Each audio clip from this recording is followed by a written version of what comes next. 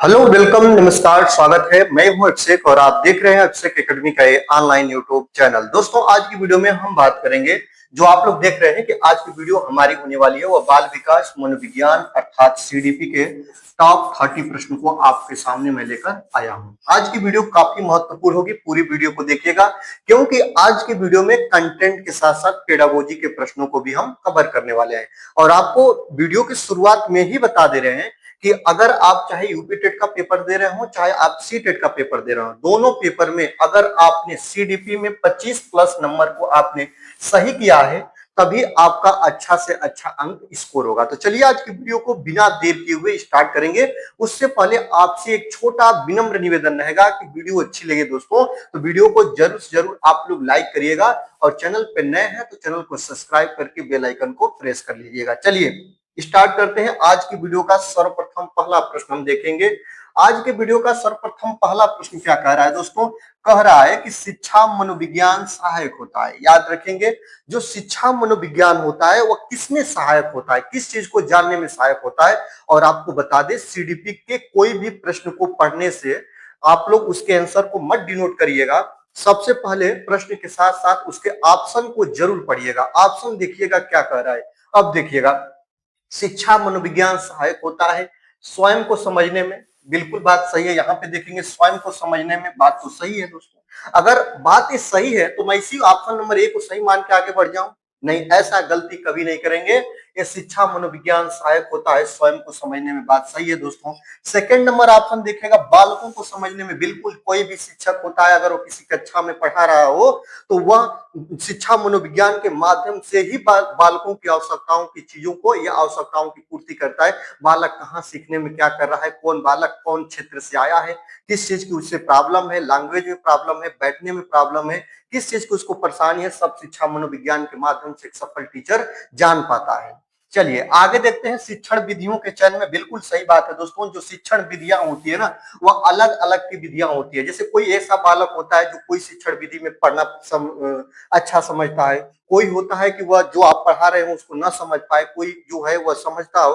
तो याद रखेंगे, शिक्षण विधियों का चयन करके जो सफल टीचर होता है वो बच्चों को चीजें बता पाता है। तो ये भी बात सही कह रहा है दोस्तों, ये भी बात सही कह रहा है। ऑप्शन नंबर डी देखिए, ऑप्शन नंबर डी कह रहा है ना दोस्तों कि याद रखेंगे संपूर्ण शैक्षिक प्रक्रिया में। अब देखिएगा, संपूर्ण, संपूर्ण का मतलब पूरी, शैक्षिक मतलब जो शिक्षा देने की जो प्रोसेस है उसके प्रक्रिया में आपका शिक्षा मनोविज्ञान सहायक होता है। अब ऑप्शन देखिएगा, जो ऑप्शन नंबर डी कह रहा है ना प्यारे, ये ऑप्शन नंबर डी आपका बिल्कुल राइट आंसर हो जाएगा। क्यों राइट आंसर होगा? अब देखिएगा, ऑप्शन नंबर डी में ही आपकी शिक्षण विधियों का चयन करना भी आता है, बालकों को समझने में भी आता है और स्वयं को समझने में भी आता है। तो संपूर्ण शैक्षिक प्रक्रिया में शिक्षा मनोविज्ञान क्या होता है दोस्तों? तो वो शिक्षा मनोविज्ञान सहायक होता है। ऑप्शन नंबर डी को लॉक करिएगा और आगे चलते हैं सेकंड नंबर प्रश्न की तरफ। सेकंड नंबर प्रश्न आपके सामने अब ए आया। अब देखिएगा सेकंड नंबर प्रश्न क्या कह रहा है दोस्तों। सेकंड नंबर प्रश्न को आप देखिएगा, तुम मुझे एक बालक दो, उसे मैं डॉक्टर, वकील, अध्यापक कुछ भी बना दूंगा। याद रखेंगे, एक ऐसे मनोवैज्ञानिक हैं, उनका एक कथन है और ये किनका कथन है यही बताना है। ये थॉर्नडाइक साहब कहते हैं, कि ब्रूनर साहब कहते हैं, कि आपका ये वाटसन साहब कहते हैं, कि ऑप्शन नंबर डी देखिएगा कि ये आपका वुडवर्थ साहब कहते हैं। कौन कहते हैं? तो याद रखेंगे जेबी वाटसन। याद रखेंगे, इनका पूरा नाम जेबी वाटसन है। ऑप्शन नंबर सी आपका बिल्कुल सही आंसर होगा। जेबी वाटसन साहब क्या कहते हैं कि तुम मुझे एक बालक दो, उस बालक को मैं डॉक्टर, वकील, अध्यापक कुछ भी बना सकता हूं। याद रखेंगे ये ऑप्शन किनका है? तो ये जो कथन है वह जेबी वाटसन साहब का है। ऑप्शन नंबर सी आपका बिल्कुल राइट आंसर हो जाएगा। चलिए इसी क्रम में अब हम लोग आगे बढ़ते हैं और 3 नंबर प्रश्न को देखते हैं। याद रखेंगे, ये 3 नंबर प्रश्न आपके सामने स्क्रीन पर है कि किसके अनुसार शिक्षा शारीरिक, मानसिक व बौद्धिक विकास की प्रक्रिया है, यही आपको बताना है दोस्तों। तो याद रखेंगे, तो कौन ऐसे मनोवैज्ञानिक हैं कि उनका एक कथन है कि जो शिक्षा होती है वह शारीरिक, मानसिक व बौद्धिक विकास की प्रक्रिया होती है, यही आपको बताना है। आपका यहाँ पे फ्रोवेल है, कि आपका प्लेटो है, कि आपके थॉर्नडाइक हैं, कि आपके पेस्टोलॉजी हैं, कौन है यही आपको बताना है। तो याद रखेंगे, जो शिक्षा होती है वह शारीरिक, मानसिक और बौद्धिक विकास की प्रक्रिया होती है।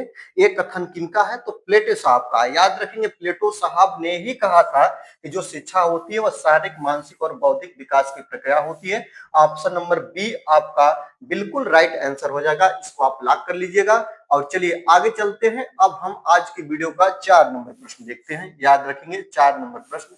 4 नंबर प्रश्न क्या कह रहा है?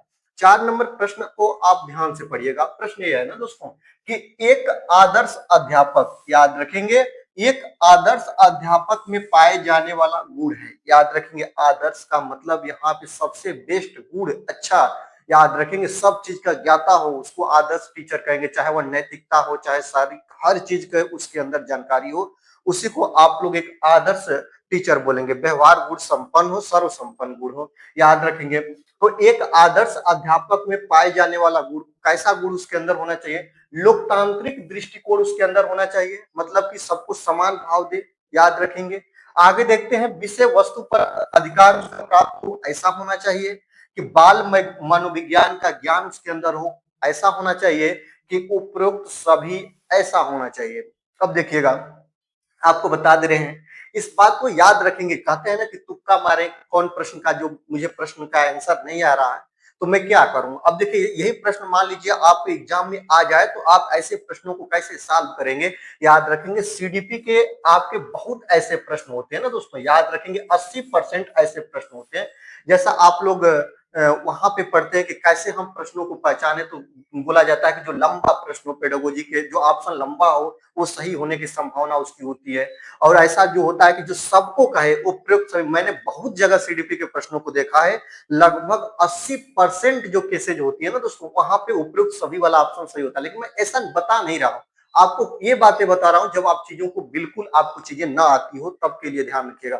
लेकिन मैं यहाँ पे प्रश्न बता रहा हूं कि एक आदर्श अध्यापक में पाए जाने वाला गुण कैसा होना चाहिए? लोकतांत्रिक दृष्टिकोण हो, बिल्कुल पॉजिटिव बात कर रहा है कि सबको समान भाव दे, हर जात मजहब का जो बालक हो बिना भेदभाव के एक छत के नीचे बिल्कुल सबको समान दृष्टि से पढ़ाए, यही लोकतंत्र का दृष्टिकोण होता है। बिल्कुल सही ऑप्शन आपका है।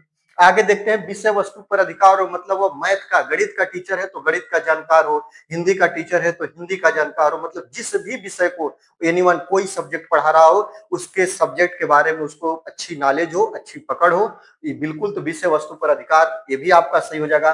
बाल मनोविज्ञान का ज्ञान हो, बाल मनोविज्ञान का ज्ञान का मतलब यहाँ पे दोस्तों ये बात है ना कि जो वह बालक है, याद रखेंगे, जो बालक है जिस उसको अगर एक अच्छा आदर्श टीचर पढ़ा रहा है ना, तो वह आदर्श टीचर का गुण है कि देखिए कि बालक कहाँ पे गलती कर रहा है, बालक कहाँ सीखने में बालक को परेशानी आ रही है, सब चीजें किसके अंदर आती है? तो यह बाल मनोविज्ञान के अंतर्गत आती है। इसलिए आपका एक आदर्श गुण का टीचर होता है, टीचर का गुण होता है कि लोकतांत्रिक दृष्टिकोण के साथ साथ विषय वस्तु पर ज्ञान और बाल मनोविज्ञान का ज्ञान, तीनों होना चाहिए। तो ऑप्शन नंबर डी आपका बिल्कुल राइट आंसर हो जाएगा। कोई प्रश्न बिना विश्लेषण के हम आगे नहीं बढ़ेंगे और 1 बाय 1 करके सभी प्रश्नों को हम लोग ध्यान से देखते रहेंगे, ठीक है। चलिए, आज के वीडियो का यहाँ पे हम 5 नंबर प्रश्न को देखेंगे। 5 नंबर प्रश्न ये कह रहा है ना कि 20वीं शताब्दी को बालकों की शताब्दी किसने कहा था? याद रखेंगे, किसने कहा, आप हमको बता दीजिए। तो 20वीं शताब्दी को बालकों की शताब्दी आपके वेलेंटाइन कहते हैं। याद रखेंगे, यहाँ पे वेलेंटाइन साहब कहते हैं, कि आपका क्रो एंड क्रो कहते हैं, कि आपका सिगमंड फ्रायड साहब कहते हैं, कि आपका मोर्गन कहते हैं। याद रखेंगे, 20वीं शताब्दी को बालकों की शताब्दी क्रो एंड क्रो के द्वारा कहा गया एक कथन है। ऑप्शन नंबर बी आपका बिल्कुल राइट आंसर हो जाएगा। इस बात को आप लोग याद रखेंगे दोस्तों, ऑप्शन नंबर बी आपका बिल्कुल राइट आंसर हो जाएगा। इस चीज को आप लोग याद रखिएगा, ठीक है। चलिए आगे चलते हैं, यहाँ पे देखेंगे नंबर प्रश्न क्या कर रहा है कि यदि विद्यार्थी, याद रखेंगे, यदि विद्यार्थी पाठ में रुचि ना लेते प्रतीत हो तो शिक्षक को चाहिए कि वह क्या करे। अगर आप एक टीचर हैं और आप कक्षा में पढ़ा रहे हो, अगर आप पढ़ा रहे हो और आपके जो बालक हैं, आप जो चीजें पढ़ा रहे हो उस पर रुचि नहीं ले रहे हो, बिल्कुल आपकी चीजों को अनसुना कर रहे हो, तो आप क्या करेंगे? ऑप्शन आपके सामने है। शिक्षण विधि को आप बदल देंगे, ये आप काम करेंगे कि दृश्य श्रव्य सामग्री को प्रयोग में लाकर पाठ को रुचिकर आप बनाएंगे। याद रखेंगे कि आप लोग कक्षा से बाहर चले जाएंगे, ये काम करेंगे कि कक्षा में कोई अन्य कार्य प्रारंभ कर देंगे। अब देखिएगा, सभी चारों ऑप्शन को आपके सामने मैं वन बाय वन करके एक्सप्लेन करूंगा। यहाँ पे देखिएगा, आप एक आदर्श टीचर है ना, आप ऐसा कभी नहीं करेंगे कि बच्चे अगर रुचि नहीं ले रहे हो तो आप कक्षा से बाहर कक्षा को छोड़कर चले जाएंगे। नहीं, रुचि लेने के तरीकों को आप ढूंढेंगे। एक आदर्श टीचर का एक गुण होता है, याद रखेंगे। तो कक्षा से बाहर चला जाना बिल्कुल गलत होगा। यहाँ पे देखिएगा, कक्षा में कोई अन्य कार्य प्रारंभ कर देंगे। अब देखिए ना, अगर आप गणित के टीचर हैं और बच्चा गणित सीखने में अगर रुचि नहीं ले रहा है तो आप गणित को खत्म करके आप हिंदी स्टार्ट कर देंगे। ऐसा बिल्कुल नहीं करेंगे दोस्तों। तो ये भी ऑप्शन आपका बिल्कुल गलत हो जाएगा। अगर आप जो चीजें पढ़ा रहे हैं बच्चा उसमें रुचि नहीं ले रहा है तो उसके तरीकों को आप ढूंढने का प्रयास करेंगे, और यही एक आदर्श और सफल टीचर का गुण होता है। अब देखिएगा, शिक्षण विधि को बदल देंगे और यहाँ पे दृश्य श्रव्य सामग्री का प्रयोग मिलाकर पाठ को रुचिकर बनाएंगे। बहुत ऐसे साथी होंगे जो ऑप्शन नंबर बी को मानेंगे, लेकिन ऑप्शन नंबर बी आपका बिल्कुल गलत है। ऑप्शन नंबर ए सही होगा। आपका सफल टीचर का गुण ए होगा ना दोस्तों, कि आप शिक्षा के विधि को बदलेंगे, शिक्षण के विधि को बदलेंगे और देखेंगे कैसी विधि हम अपना रहे हैं तो बच्चा वहां पे सीखने में अच्छा अपने आप को महसूस कर रहा है। तो ऑप्शन नंबर ए बिल्कुल राइट आंसर होगा। इस बात को आप लोग याद रखेंगे। और चलिए आगे चलते हैं। आज के वीडियो का हम लोग 7 नंबर, अब हम लोग 7 नंबर प्रश्न को देखेंगे। 7 नंबर प्रश्न यह कह रहा है कि व्यवहार का करना जो पद छोटा है ना वह डाट डाट में आता है, तो किसमें आता है यही आपको बताना है।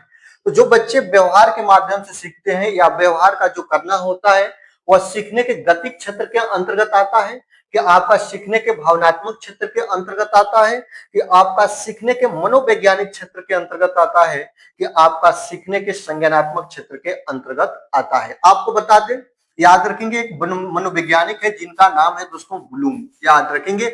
और इन्होंने ही जो आपके व्यवहार करने का जो पक्ष होता है ना, इनके 3 क्षेत्रों का इन्होंने वर्णन किया था। इसी प्रकार इन्होंने पहला बताया था व्यवहारात्मक क्षेत्र, याद रखेंगे व्यवहारात्मक क्षेत्र। और सेकंड नंबर बताया था इन्होंने भावनात्मक क्षेत्र। और थर्ड नंबर इन्होंने बताया था व्यवहारात्मक, भावनात्मक और संज्ञानात्मक, याद रखेंगे संज्ञानात्मक। और यहीं पे कहा है दोस्तों, व्यवहार करना जो होता है ना वो सीखने के गतिक क्षेत्र का एग्जाम्पल होता है। ऑप्शन नंबर ए आपका बिल्कुल राइट आंसर होगा। इस बात को आप लोग याद रखिएगा। चलिए 8 नंबर प्रश्न की हम बात करते हैं। 8 नंबर प्रश्न ये कह रहा है कि बच्चे उसी वातावरण में सीख सकते हैं जहां उनके अनुभव एवं भावनाओं को उचित स्थान मिले। याद रखेंगे, उन्हें खेलने का मौका मिले, उन्हें मित्र बनाने का मौका मिले और कड़ा अनुशासन हो। याद रखेंगे, ऑप्शन आपके सामने है और प्रश्न भी आपके सामने है कि बच्चा उसी वातावरण में सीख सकता है जहां पे उसको सबसे बेस्ट चीज में क्या मिले दोस्तों। तो याद रखेंगे कड़ा अनुशासन में बच्चा बिल्कुल नहीं सीख सकता है। आपको पता है ना कि बिल्कुल बच्चे को मारना, पीटना, डांटना, फटकारना, ये सब आपका मनोविज्ञान के क्षेत्र के विपरीत आता है, निगेटिव आता है, गलत दिशा में आता है।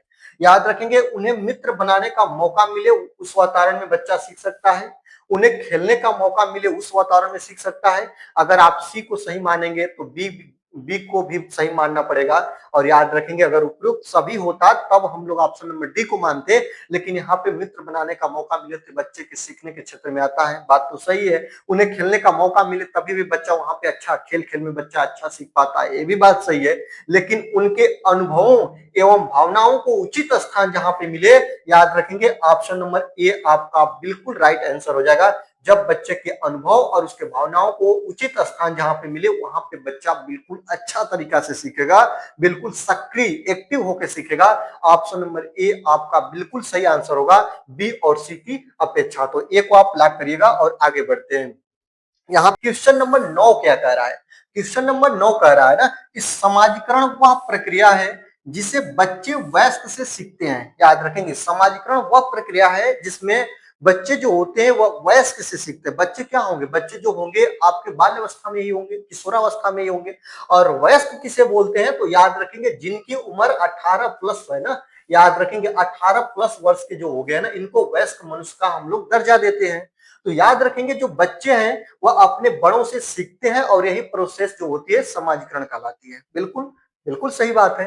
अब देखिएगा आपको मैं बता रहा हूं, जो समाजीकरण वह प्रक्रिया है जिसमें बच्चे सीखते हैं परिवार से। बात तो सही है दोस्तों, याद रखेंगे। जो बच्चा होता है, बच्चा का सर्वप्रथम टीचर उसकी माँ बोली जाती है, डॉक्टर वही बोली जाती है। और उस वह अपने भाई बहन से, माता पिता से, अपने आस पड़ोस से चीजों को सीख पाता है। विद्यालय जाता है, यहाँ से भी बच्चे के अंदर समाजीकरण होती है, यहाँ से भी बच्चा सीखता है। श्रेष्ठ जनों से मतलब अपने बड़े आदि लोगों से वह सीखता है, बिल्कुल सीखता है। तो याद रखेंगे, जो समाजीकरण की प्रक्रिया है वह बच्चे जो होते हैं वयस्क से सीखते हैं। तो इन सभी से ऑप्शन नंबर डी आपका बिल्कुल राइट आंसर हो जाएगा, क्योंकि जो बच्चा होता है वो श्रेष्ठ जनों से भी सीखता, विद्यालय से भी सीखता और परिवार से भी कुछ ना कुछ चीजें सीखता रहता है। याद रखें, सर्वप्रथम तो परिवार से ही सीखता है। चलिए आगे चलते हैं, याद रखेंगे 10 नंबर प्रश्न को। याद रखेंगे 10 नंबर प्रश्न क्या कह रहा है। 10 नंबर प्रश्न कह रहा है कि मानव जाति में वे कौन से व्यक्तित्व निर्धारक तत्व होते हैं जो मानव जाति की विविधता को बताते हैं। याद रखेंगे, तो मानव जाति के विविधता को बताने वाले जो आपके निर्धारक तत्व कौन होते हैं। तो याद रखेंगे, दो निर्धारक तत्वों को बताया गया है। पहला जो है दोस्तों, याद रखेंगे, वातावरण को स्थान दी गई है। और सेकंड नंबर जो स्थान दिया गया है, अनुवांशिकता को दिया गया है। अब देखिएगा ऑप्शन की तरफ आते हैं और ऑप्शन आपके सामने है। याद रखेंगे, पर्यावरण का अंतर को आप मानेंगे, आनुवंशिकता का अंतर को आप मानेंगे। आनुवंशिकता व पर्यावरण की अंतर क्रिया का एक प्रोसेस होता है या परिणाम होता है, इनमें से कोई नहीं। क्या ऑप्शन आपका सही होगा? तो मानव जाति में वे कौन से व्यक्ति निर्धारक तत्व होते हैं जो मानव जाति की विविधता को बताते हैं। तो याद रखेंगे, आनुवंशिकता व कौन दोस्तों, पर्यावरण की अंतर क्रिया। जो पर्यावरण होता है इसके बाह्य और आंतरिक दोनों कारण होते हैं। बाह्य रूप से चीजों को निर्धारित करता है, मतलब एक पर्यावरण जो होता है, एक वातावरण होता है, इन्वायरमेंट होता है, वो बच्चे के सीखने में सहायता प्रदान करता है। और जो उसकी आनुवंशिकता होता है, यह आनुवंशिकता जो होता है ना, याद रखेंगे, इससे हमें जैविक गुण की प्राप्ति होती है। किस चीज की दोस्तों? तो याद रखेंगे, इससे हमें क्या मिलते हैं? तो जैविक गुण मिलते हैं। याद रखेंगे, और जैविक गुण कहाँ से प्राप्त होते हैं? तो अपने माता पिता से प्राप्त होते हैं। राइट बात। तो ऑप्शन नंबर सी को आप लॉक करेंगे। ऑप्शन नंबर सी आपका बिल्कुल सही आंसर होगा। और चलिए अब हम आगे चलते हैं। यहाँ पे देखते हैं दोस्तों, याद रखेंगे 11 नंबर प्रश्न को। 11 नंबर प्रश्न आपके सामने है और 11 नंबर प्रश्न आपका क्या कर रहा है कि हार्मिक सिद्धांत दिया था। किन्होंने हार्मिक सिद्धांत को दिया था, यही आपको बताना है। मैकडूगल ने दिया कि आपका कैटल ने दिया था कि आपका जॉनसन साहब ने दिया था, कि याद रखेंगे कि पियाजे साहब ने दिया था। याद रखेंगे, तो जो हार्मिक सिद्धांत है दोस्तों, याद रखेंगे, इसको देने वाले जो महान मनोवैज्ञानिक है वो मैकडूगल है। ऑप्शन नंबर ए आपका बिल्कुल सही आंसर हो जाएगा। इस बात को याद रखेंगे। और इनकी 1908 में एक प्रसिद्ध पुस्तक थी, मूल प्रवृत्तियों का सिद्धांत। याद रखेंगे, 1908 में इनकी पुस्तक आती है। कौन पुस्तक? तो याद रखेंगे, मूल प्रवृत्तियों का सिद्धांत। मूल प्रवृत्तियों का सिद्धांत, और इसी पुस्तक में इनका ये वर्णन मिलता है, ये बात याद रखेंगे। और इन्होंने बताया था, सर्वप्रथम इन्होंने 14 मूल प्रवृत्तियां और उनसे जुड़े 14 संवेग को इन्होंने बताया था, 14 मूल प्रवृत्ति को। और याद रखेंगे, इन्हीं से जुड़े जो 14 मूल संवेग थे, इनको इन्होंने बताया था। कौन दोस्तों? तो मैकडूगल। मैकडूगल के अनुसार मूल प्रवृत्तियां कितनी है? तो 14 है। मैकडूगल के अनुसार जो संवेग कितने हैं? तो 14 हैं। और हार्मिक सिद्धांत किसने दिया था? तो मैकडूगल ने दिया था। और याद रखेंगे, हार्मिक सिद्धांत दिए जो ये दिए थे, इसका वर्णन किस पुस्तक में मिलता है? तो 1908 में इनकी पुस्तक आई थी दोस्तों, मूल प्रवृत्तियों का सिद्धांत, और इसी में इस चीज का वर्णन मिलता है। चलिए आगे चलते हैं। यहाँ पे अब हम देखते हैं 12 नंबर प्रश्न को। 12 नंबर प्रश्न आपके सामने है।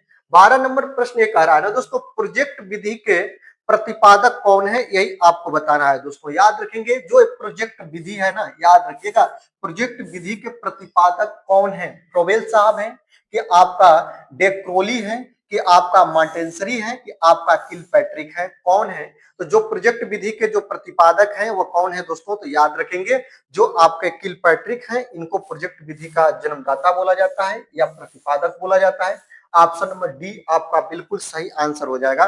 याद रखेंगे, जो फ्रोबेल की बात करें दोस्तों, तो याद रखेंगे ये कीडरगार्टन विधि के प्रतिपादक हैं। कीडरगार्टन विधि के प्रतिपादक यही हो जाते हैं। और जो आपको मॉन्टेसरी बताए दोस्तों, तो मॉन्टेसरी शिक्षा पद्धति के जनक हैं। याद रखेंगे, ये मॉन्टेसरी शिक्षा पद्धति के जनक कौन है? तो याद रखेंगे, मॉन्टेसरी है जनक। ये पद्धति याद रखेंगे, पद्धति के जनक। तो प्रोजेक्ट विधि के प्रतिपादक कौन है? तो किलपैट्रिक, ऑप्शन नंबर डी आपका बिल्कुल सही होगा। फ्रोबेल जो है वो किंडरगार्टन पद्धति के जन्मदाता हैं और जो मॉन्टेसरी है वो मॉन्टेसरी शिक्षा जनक पद्धति के जन्मदाता हैं। इस बात को आप लोग याद रखिएगा। और चलिए आगे चलते हैं, हम लोग 13 नंबर प्रश्न को देखेंगे 13 नंबर प्रश्न को। 13 नंबर प्रश्न ये कह रहा है कि शिक्षण से अधिगम पर बल देने वाला परिवर्तन हो सकता है। याद रखेंगे, शिक्षण से अधिगम पर बल देने वाला जो परिवर्तन कैसा हो सकता है? ऑप्शन नंबर ए आपका कह रहा है कि बाल केंद्रित शिक्षा पद्धति आप अपनाएंगे तो ये परिवर्तन होगा। रटने को प्रोत्साहित करके आप लोग ये चीजें करेंगे कि अग्र शिक्षण की तकनीक अपनाकर ये चीजें आप करेंगे दोस्तों, कि परीक्षा परिणामों पर केंद्रित होकर।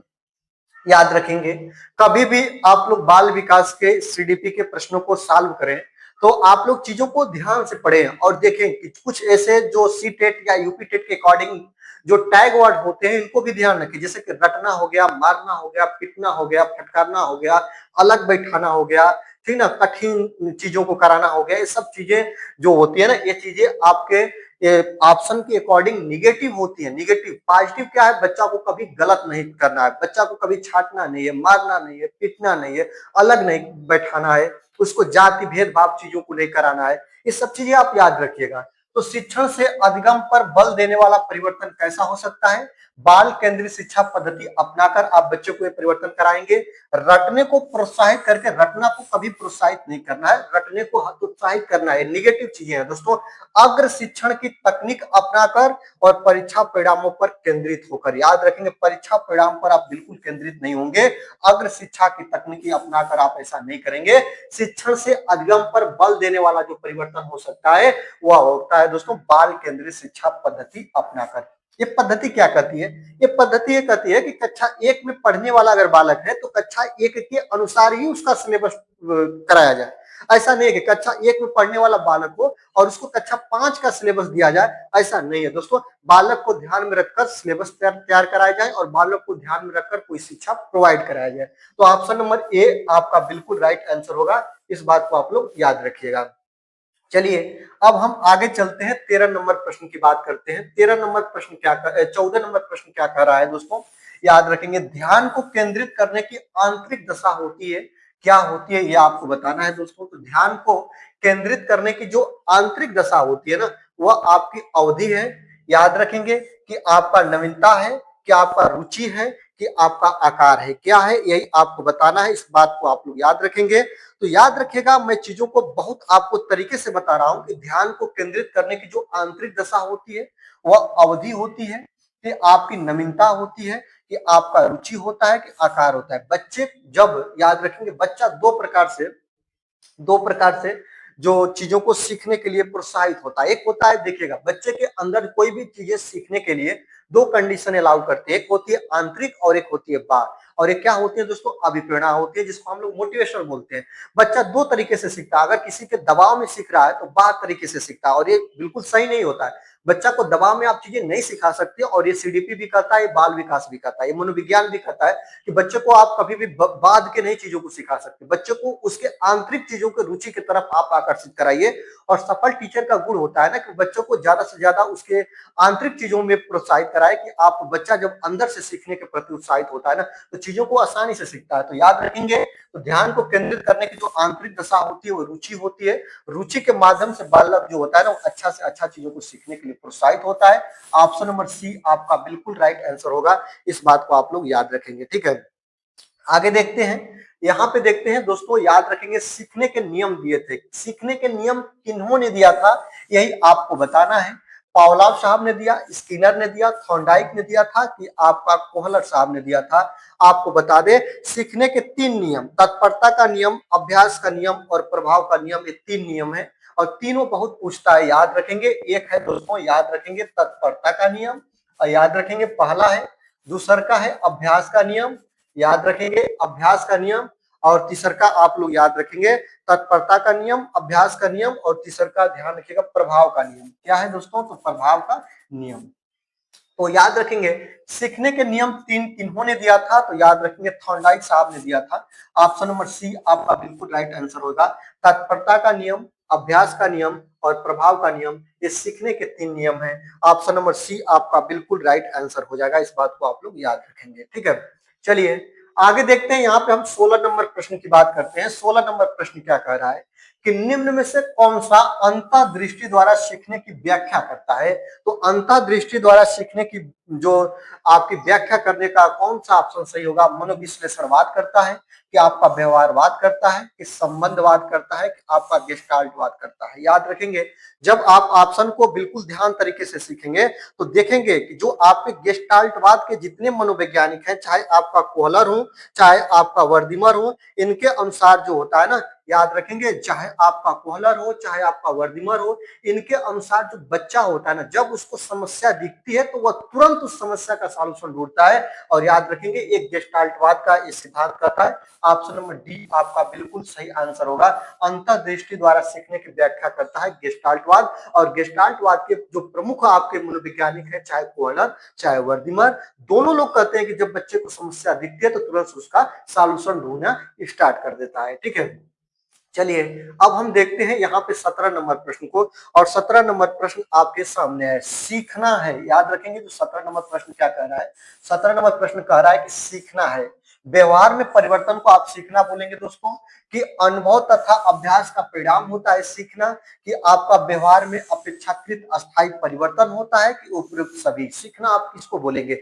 याद रखेंगे सीखना हर जगह, हर स्टेज पे और हर जगह पे बालक सीखता है, चाहे वह घर पे हो चाहे बाहर हो। हर जगह पे बालक कुछ ना कुछ चीजें अपने बड़े छोटों से सीखता है। ये वाइगोत्स्की साहब कहते थे कि बच्चा समाज से चीजें सीख रहा होता है, हरदम सीखता है। अब देखिएगा, सीखना व्यवहार में परिवर्तन होता है, बात तो सही है। यहाँ पे देखिएगा अनुभव तथा अभ्यास का परिणाम है। याद रखेंगे बालक जो होता है वह अनुभव से और अभ्यास करके चीजों को सीखता है, थॉर्नडाइक साहब बताए थे, बिल्कुल सही है। याद रखेंगे व्यवहार में अपेक्षाकृत अस्थायी परिवर्तन होता है, ये भी बात सही है, गेस्टाल्टवाद सब बताते हैं। याद रखेंगे तो सीखना जो होता है उपयुक्त सभी होगा। ऑप्शन नंबर डी आपका बिल्कुल सही आंसर होगा, इस बात को आप लोग याद रखेंगे। ठीक है, चलिए आगे देखते हैं। 18 नंबर प्रश्न की बात करते हैं। 18 नंबर प्रश्न ये कह रहा है ना दोस्तों, याद रखेंगे जो मानसिक आयु के प्रत्यय का सर्वप्रथम प्रयोग किया था। याद रखेंगे मानसिक आयु के प्रत्यय का सर्वप्रथम प्रयोग किसने किया था। ऑप्शन आपके सामने, थॉर्नडाइक साहब ने किया था, कि गिलफोर्ड ने किया था, कि स्पीयरमैन ने किया था, कि बीनेस साइमन ने किया था। यही आपको बताना है दोस्तों। तो याद रखेंगे जो आप लोग चीजों को देखेंगे तो अल्फ्रेड बीने, और यहाँ पे देखेगा जो साइमन का नाम है दोस्तों, थियोडर साइमन इनका पूरा नाम है। और मानसिक आयु के प्रत्यय को सर्वप्रथम प्रयोग किसने किया था, तो बीने साइमन ने किया था। ऑप्शन नंबर डी आपका बिल्कुल सही आंसर होगा, इस बात को याद रखेंगे और चीजों को ध्यान रखेंगे। ठीक है, 1908 में इन्होंने अपने बुद्धिमापी परीक्षण में ये चीजें की थी, इस बात को याद रखेंगे। इनका एक परीक्षण था जिस परीक्षण का नाम था बुद्धिमापी परीक्षण। कब किया था दोस्तों, तो 1908 में किया था। और इसी में इन्होंने किया था मानसिक आयु के प्रत्यय का सर्वप्रथम प्रयोग। किन दोनों दो लोगों ने, बीने और साइमन, दो मनोवैज्ञानिक है, दोनों लोगों ने मिलकर किया था। ऑप्शन नंबर डी आपका बिल्कुल सही होगा। चलिए आगे देखते हैं। 19 नंबर प्रश्न की हम बात करते हैं। 19 नंबर प्रश्न क्या कह रहा है, शिक्षा मनोविज्ञान शैक्षणिक विकास का क्रमिक अध्ययन है, यह कथन किसका है, यही आपको बताना है। तो याद रखेंगे शिक्षा मनोविज्ञान शैक्षणिक विकास का क्रमिक अध्ययन है, या क्रो एंड क्रो का कथन है, कि स्टीफन का है, कि स्किनर का है, कि आपका कार्ल स्नेकर का है, ये आपको बताना है। तो यह स्टीफन द्वारा किया कहा गया कथन है। ऑप्शन नंबर बी आपका बिल्कुल सही आंसर होगा। चलिए 20 नंबर प्रश्न की हम बात करते हैं। 20 नंबर प्रश्न ये कह रहा है, याद रखेंगे जो बीने साइमन परीक्षण द्वारा मापन किया जाता है। याद रखेंगे बीने साइमन परीक्षण जो किया गया था 1908 में। कब दोस्तों, तो याद रखेंगे 1908 में किया गया था। और याद रखेंगे आपको मैंने यहीं पे अभी आपको प्रश्न बताया है कि जो ये बीने साइमन परीक्षण है यह मानसिक आयु के प्रत्यय का सर्वप्रथम प्रयोग किया गया था और बीने साइमन के द्वारा किया गया था, 1908 में किया गया था। तो प्रश्न ये कह रहा है कि बीने साइमन परीक्षण द्वारा मापन किया जाता है सामान्य बुद्धि का, विशिष्ट बुद्धि का, अभिवृत्ति का और अभिक्षमता का। तो आपको बता दें बीने साइमन परीक्षण द्वारा जो मापन किया जाता है वो सामान्य बुद्धि का किया जाता है। ऑप्शन नंबर ए आपका बिल्कुल सही आंसर होगा, इस चीज को आप लोग याद रखेंगे। तो चलिए अब हम देखेंगे 21 नंबर प्रश्न को। 21 नंबर प्रश्न ये कह रहा है कि बुद्धि कार्य करने की एक विधि है, यह कथन किसका है। तो वुडवर्थ साहब का है, कि आपका टर्मन का है, कि आपका बंकिंघम का है, कि यहाँ पे देखेंगे कि ये बीने का है, सबको देखेंगे। तो बुद्धि कार्य करने की एक विधि होती है, कथन वुडवर्थ साहब का, याद रखेंगे। ऑप्शन नंबर ए आपका बिल्कुल सही आंसर हो जाएगा। वुडवर्थ साहब कहते हैं कि जो बुद्धि होती है ना, याद रखेंगे, वो कार्य करने की एक विधि होती है। इस चीज को आप लोग याद रखेंगे। और देखिएगा टर्मन साहब आपका कहते हैं कि बुद्धि को अमूर्त चिंतन की योग्यता माना जाता है। याद रखेंगे टर्मन साहब क्या कहते हैं कि बुद्धि जो होती है अमूर्त चिंतन की स्टेज होती है। इस चीज को आप लोग याद रखेंगे। और बंकिंघम साहब कहते हैं कि बुद्धि को सीखने की शक्ति मानी जाती है। याद रखेंगे बुद्धि जो होती है वह सीखने की शक्ति होती है, सीखने की शक्ति होती है। ये बात आप लोग याद रखेंगे। और आपका बीने साहब कहते हैं ना, याद रखेंगे, जो बुद्धि होती है ज्ञान, आविष्कार, निर्देश, आलोचना के माध्यम से ये प्रसारित होती है। ये चीजें आप लोग याद रखिएगा।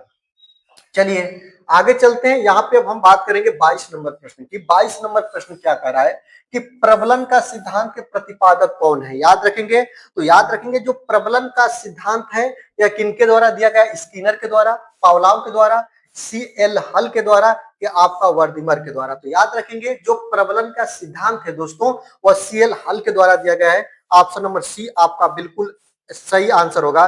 सीखना आवश्यकताओं की पूर्ति की प्रक्रिया के माध्यम से होता है।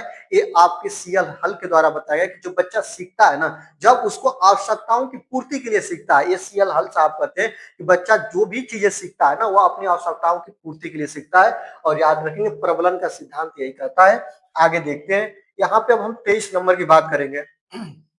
23 नंबर प्रश्न कह रहा है कि बाड़ी दोष नहीं है। बाड़ी दोष नहीं है, क्या इसमें से बाड़ी दोष क्या नहीं है आपको बताना है। ध्वनि परिवर्तन एवं अस्पष्ट उच्चारण, अगर बच्चा अस्पष्ट उच्चारण कर रहा है तो बाणी दोष तो है भैया। आगे देखते हैं। धीमी या तेज गति से बोलना, हकलाना और तुतलाना, और यहाँ पे तीव्र अस्पष्ट वाणी कर रहा है दोस्तों। याद रखेंगे तेज बोल रहा हो और अस्पष्ट वाणी बोल रहा हो, स्पष्ट नहीं हो रही हो उसकी बातें, तो ये भी आपका बाणी दोष है। यहाँ पे हकलाना और तुतलाना ये भी है दोस्तों बाणी दोष। लेकिन याद रखेंगे कोई भी व्यक्ति तेज बोल रहा हो, धीमे बोल रहा हो, यह बाणी दोष के अंतर्गत नहीं आता है। ऑप्शन नंबर बी आपका बिल्कुल सही आंसर होगा। इस बात को आप लोग याद रखिएगा। चलिए आगे चलते हैं। यहाँ पे अब हम लोग देखेंगे 24 नंबर प्रश्न। 24 नंबर प्रश्न क्या कह रहा है कि व्यक्तित्व के संगठन का स्वरूप होता है। व्यक्तित्व के संगठन का स्वरूप कैसा होता है ये आपको बताना है दोस्तों। सामाजिक आर्थिक होता है कि आपका मनोवैज्ञानिक शारीरिक होता है कि सामाजिक राजनीतिक होता है कि मनोवैज्ञानिक आध्यात्मिक होता है। आपको बता दें जो आप प्रश्न है कि व्यक्तित्व के संगठन का स्वरूप कैसा होता है, तो याद रखेंगे व्यक्तित्व के संगठन का स्वरूप मनोवैज्ञानिक और शारीरिक होना चाहिए। ऑप्शन नंबर बी आपका बिल्कुल राइट आंसर होगा। इस बात को आप लोग याद रखिएगा, ठीक है। चलिए 24 नंबर के बाद अब हम चलते हैं यहाँ पे दोस्तों 25 नंबर की तरफ। और 25 नंबर प्रश्न आपके सामने है। 25 नंबर प्रश्न ये कह रहा है कि चिंतन, याद रखेंगे चिंतन संज्ञानात्मक पक्ष में एक मानसिक क्रिया है, यह कथन किसका है। तो चिंतन संज्ञानात्मक पक्ष में एक मानसिक जो प्रोसेस होती है, ये जॉन डीवी के द्वारा कहा गया है, गिलफोर्ड के द्वारा कहा गया है, कि आपका क्रूंज के द्वारा कहा गया है, याद रखेंगे रॉस के द्वारा कहा गया है। किनके द्वारा कहा गया है तो याद रखेंगे यह कथन किसका है दोस्तों, तो रॉस का है। याद रखेंगे, इस बात को ध्यान रखेंगे। और आपका बिल्कुल डी ऑप्शन आपका राइट हो जाएगा, ठीक है। तो चिंतन संज्ञानात्मक पक्ष में एक मानसिक प्रक्रिया होती है और यह जो कथन है ये रॉस का है। इस बात को याद रखिएगा, ठीक है। चलिए अब हम चलते हैं 26 नंबर प्रश्न की तरफ। 26 नंबर प्रश्न क्या कह रहा है कि निम्नलिखित में से कौन से अच्छे प्रश्नों की विशेषता नहीं है। अच्छे प्रश्नों की विशेषता नहीं है। प्रश्नों का स्पष्ट होना, बिल्कुल, प्रश्नों की निश्चितता नहीं होना, और प्रश्नों का विशिष्ट होना, और ये ऑप्शन है प्रश्नों का स्व उद्देश्य होना। याद रखेंगे कोई भी प्रश्न की विशेषता नहीं है, ये आपको बताना है। विशेषता है पहले ढूंढे, देखिएगा प्रश्नों का स्व उद्देश्य होना मतलब जो प्रश्न हम पूछ रहे हैं उसका एक निश्चित उद्देश्य होना चाहिए, बिल्कुल ये उसकी विशेषता है दोस्तों। प्रश्नों का विशिष्ट होना, याद रखेंगे प्रश्न बिल्कुल विशिष्ट होने चाहिए, बात तो सही है। प्रश्नों का स्पष्ट होना ये भी बात सही है, लेकिन प्रश्नों की निश्चितता नहीं होना यह उसकी विशेषता नहीं है। ऑप्शन नंबर बी अगर नहीं है तो यही आपका बिल्कुल सही हो जाएगा, क्योंकि नहीं ही पूछा है। तो ऑप्शन नंबर बी आपका बिल्कुल राइट आंसर होगा। इस बात को आप लोग याद रखेंगे। चलिए अब 27 नंबर की हम बात करते हैं कि वह कारक जो व्यक्ति को कार्य करने के लिए उत्साह बढ़ाता या घटाता है उसे कहते हैं। याद रखेंगे अब देखिएगा वह कारक जो व्यक्ति के कार्य करने के उत्साह को बढ़ाए या घटाए, उसको आप लोग क्या बोलिएगा, याद रखेंगे। जो कोई भी बालक होता है, कोई भी व्यक्ति होता है, उसके कार्य करने के जो उत्साह को घटाता बढ़ाता है, उसको हम लोग अभिप्रेरणा बोलते हैं, या इंग्लिश में उसको मोटिवेशन बोलते हैं, याद रखेंगे। इसको हम लोग क्या बोलते हैं दोस्तों, तो इसको हम लोग बोलते हैं अभिप्रेरणा। याद रखेंगे ऑप्शन नंबर सी आपका बिल्कुल सही होगा। और ये मुख्य रूप से दो प्रकार की होती है, मतलब याद रखेंगे अभिप्रेरणा एक आंतरिक होती है दोस्तों, और याद रखिएगा, और जो अभिप्रेरणा होती है वो एक बाह्य होती है, याद रखेंगे। और जो आंतरिक बाह्य अभिप्रेरणा होती है, आंतरिक अभिप्रेरणा जो होती है ना, यह अस्थायी होती है। ये कैसी होती है, अस्थायी होती है। और जो ये अभिप्रेरणा होती है, ये अस्थायी होती है। इस बात को याद रखेंगे। काफी लंबे समय तक जो होती है ना, वह आपकी आंतरिक अभिप्रेरणा होती है, और यह अभिप्रेरणा रुचि से होती है। ये बात को याद रखेंगे, बच्चे के अंदर रुचि है तब उसकी आंतरिक अभिप्रेरणा जागृत होती है, ठीक है।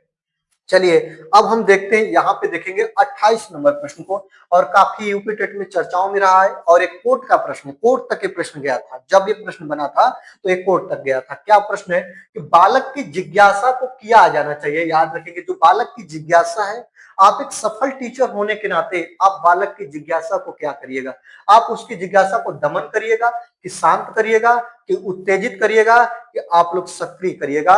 यही आपको प्रश्न बताना है, बालक की जिज्ञासा को क्या करना चाहिए, और ये प्रश्न आपके सामने है, ठीक है। बालक की जिज्ञासा को आप दमन नहीं कर सकते। याद रखेंगे, दमन करना मतलब उसको हतोत्साहित करने के बराबर होता है, तो जिज्ञासा को दमन नहीं करेंगे। याद रखेंगे, उस जो भी चीजें सीखना चाहता है, याद रखेंगे उत्तेजित आप उसको नहीं करेंगे, बच्चे को हाइपर नहीं करेंगे। उत्तेजित करना और सक्रिय करना एक ही आयाम के दो पहलू हैं, आप दोनों चीजें नहीं करेंगे। याद रखेंगे, जो बालक की जिज्ञासा को क्या करना चाहिए, तो याद रखेंगे इसको शांत किया जाना चाहिए। मतलब बालक को क्या करना चाहिए, बालक जो भी चीजें पूछ रहा है ना दोस्तों, याद रखेंगे, बालक जो भी चीजें पूछ रहा है ना, उसको आप लोग संतुष्ट करिएगा। याद रखेंगे, संतुष्ट करना ही क्या कहलाता है दोस्तों, शांत करना या संतुष्ट करना। बालक की जिज्ञासा को आप लोग करेंगे, एक सफल टीचर का एक गुण होगा। ऑप्शन नंबर बी आपका बिल्कुल सही आंसर हो जाएगा, ठीक है। चलिए 29 नंबर की हम बात करते हैं। 29 नंबर काफी अच्छे प्रश्न है, पेडोलॉजी के प्रश्न है, और ये सभी आपके प्रीवियस ईयर के लिए गए प्रश्न है, ठीक है। तो विकास प्रारंभ होता है, जो डेवलपमेंट की प्रक्रिया होती है वो कहां से प्रारंभ होती है, यही आपको बताना है।